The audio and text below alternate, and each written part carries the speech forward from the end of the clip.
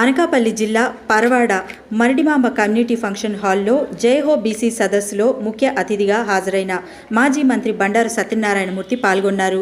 ఈ సందర్భంగా ఆయన మాట్లాడుతూ తెలుగుదేశం పార్టీ పెట్టినప్పటి నుండి బీసీలకు సామాజిక, రాజకీయ, ఆర్థికంగా అభివృద్ధి చేసిన దేశంలోనే మొట్టమొదటి నాయకుడు స్వర్గీయ నందమూరి తారక రామారావు అని, అనేక మంది బీసీ నాయకులు ఈరోజు నాయకత్వం చేస్తున్నారంటే అది ఎన్టీ రామారావు పెట్టిన భిక్ష అన్నారు.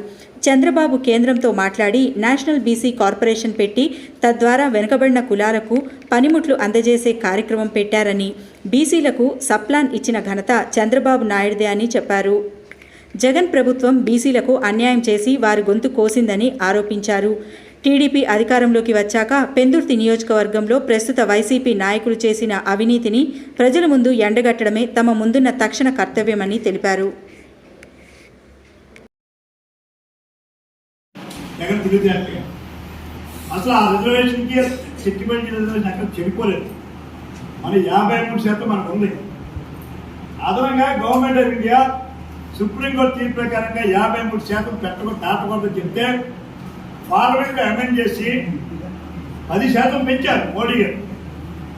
ఆ 10% 53 ఉంటూనే ఆ 10%లో అదనంగా ఈ 10 ఎవరికి వైశ్యాస్కి, బ్రాహ్మణులకి, రెడ్డిస్కి, చౌదరీస్కి ఈ రకంగా అగ్రకులాలకు పెడితే అందరూ తక్కువ ఉంటారు, తూర్పు ఎక్కువ.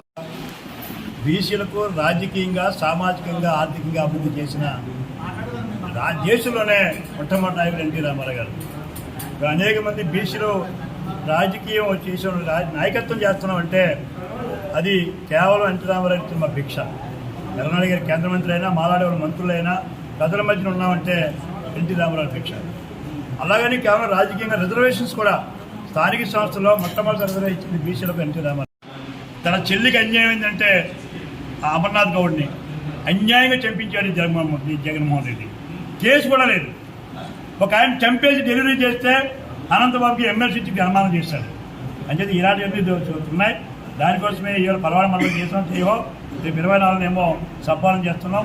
తర్వాత పెందురు చేసి మన నియోజకవర్గంలో సమస్యలు ఇవాళ యాదవులకేమో మేకలు, గొర్రెలు పెంచుకోవడానికి కనీసం చెండు మూడు ఆమె చేసాడు దుర్మార్గులు. ఏ జగనన్న పనికి మాత్రం వెళ్ళిపోతుంది. అంటే ఆ కార్యకర్తలు పోషించడం కోసమే ఈ బీసీల పేరు తప్ప బీసీల అభ్యర్థులకు లేదు. అంటే డెఫినెట్గా రేపు తెలుగుదేశం, జనసేన ప్రభుత్వ అధికారులకు వస్తున్నాం, అందులో సందేహమే లేదు. తెలుగుదేశం, జనసేనకి ఆగిపెట్టాలంటే ఈ బీసీల కోసం అవసరమైతే బడ్జెట్లో నిధులు ఎక్కువ పెంచినా సరే మొహమాటం లేదు. ఆర్థిక పరిపుష్టి మొట్టమొదటి బాధ్యత. 2 రాజకీయంగా గుర్తించడం.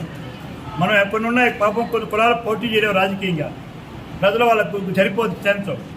అందుకు వాళ్ళు ఎమ్మెల్సీలు ఇవ్వచ్చు.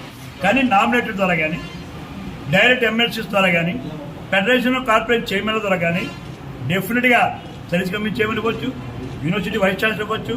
అవి రాజకీయాలతో పని లేదు, ప్రజలతో పని లేదు. అలాగే అందరినీ గుర్తించే విధంగా చంద్రబాబు ఆలోచన చేస్తారు. దానికోసం ఈ జైహో భవిష్యత్తులో ఏ రకమైన ఆర్థిక పరిపుష్టిగా చేయాలి, ఏ విధంగా గుర్తించాలి, ఏ విధంగా చట్టాలు అమలు చేయాలన్న దృష్టిలో ఇవాళ మేము ఈ జగన్మోహన్ రెడ్డి దోషం బీసీల దోషం చేశాడు, బీసీలకు అన్యాయం చేశాడు, బీసీలకు పేగొచ్చాడు. పాపం ఆ కుర్రాడు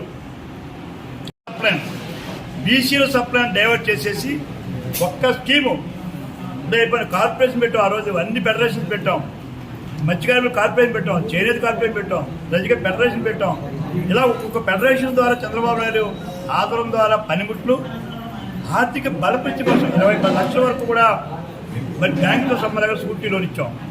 ఇవన్నీ నాశనం చేసిన జగన్మోహన్ రెడ్డికి ఇప్పుడు సిగ్గొచ్చి బుద్ధొచ్చి సాధకారిక యాత్ర పెడుతున్నాడు ఈవేళ బస్సు. ఆ బస్సు ఎందుకండి? డబ్బుల్లో కార్పొరేషన్ చేయమని ఇచ్చేసాడు. ఆ మాత్రం కుర్చీ పెంచలేదు. వాళ్ళు